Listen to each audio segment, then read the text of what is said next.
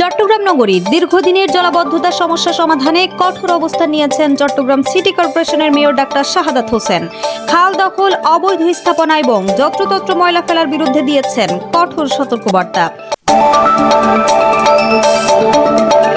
চট্টগ্রাম নগরীর সিইপিজেড এলাকার ২ নম্বর মাইলের মাথা রহমানিয়া মসজিদ সংলগ্ন এলাকায় চলছে চট্টগ্রাম এলিভেটেড এক্সপ্রেসওয়ের নির্মাণ কাজ। তবে এই গুরুত্বপূর্ণ প্রকল্পের কাজ চলছে কোনো দৃশ্যমান নিরাপত্তা বলয় ছাড়াই, যা জনসাধারণের জন্য তৈরি করছে চরম ঝুঁকিপূর্ণ পরিস্থিতি। এদিকে আবার উপরে এলিভেট এক্সপ্রেসের কাজ চলতেছে, এদিকে নিচে ড্রেনের কাজ চলতেছে, এদিকে আবার এই যে তারের ওয়্যারের কাজ চলতেছে। এগুলো সবগুলো কাজ গর্ত করে চলে গেছে, কিন্তু ওদের আর আসার কোনো নাম নাই।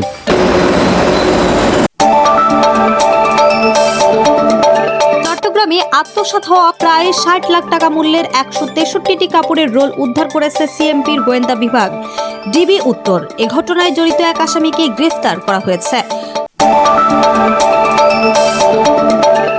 চট্টগ্রাম নগরীর জলাবদ্ধতা সমস্যা নিরসনে সমন্বিত উদ্যোগের উপর গুরুত্ব আরোপ করেছেন চসিক মেয়র ডাক্তার শাহাদাত হোসেন।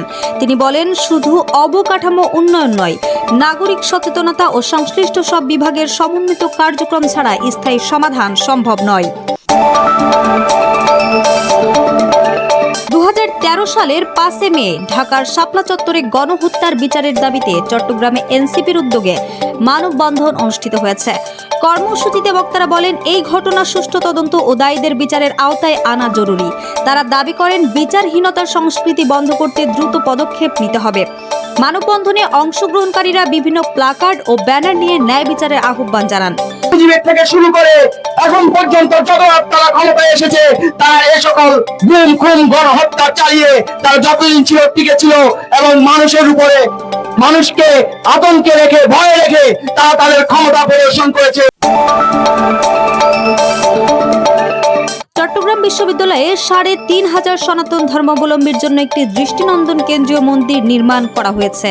এই উদ্যোগকে ধর্মীয় চর্চা ও সাম্প্রদায়িক সম্প্রীতির গুরুত্বপূর্ণ পদক্ষেপ হিসেবে দেখা হচ্ছে। মন্দিরটি আধুনিক নকশায় নির্মিত, যেখানে পূজা অর্চনা ছাড়াও ধর্মীয় ও সাংস্কৃতিক কার্যক্রম পরিচালনার সুযোগ থাকবে। সংশ্লিষ্টরা জানান, এটি শিক্ষার্থীদের আধ্যাত্মিক চর্চার পাশাপাশি পারস্পরিক সৌহার্দ্য ও সহাবস্থানকে আরও জোরদার করবে। চট্টগ্রাম বিশ্ববিদ্যালয়ের শিক্ষার্থীরা সবসময় ওনার নিকট কৃতজ্ঞতা জ্ঞাপন করছি এবং সর্বদা কৃতজ্ঞ থাকবে। আপনারা জানেন, চট্টগ্রাম বিশ্ববিদ্যালয় বাংলাদেশের সকল প্রান্তের শিক্ষার্থীরা পড়াশোনা করেন।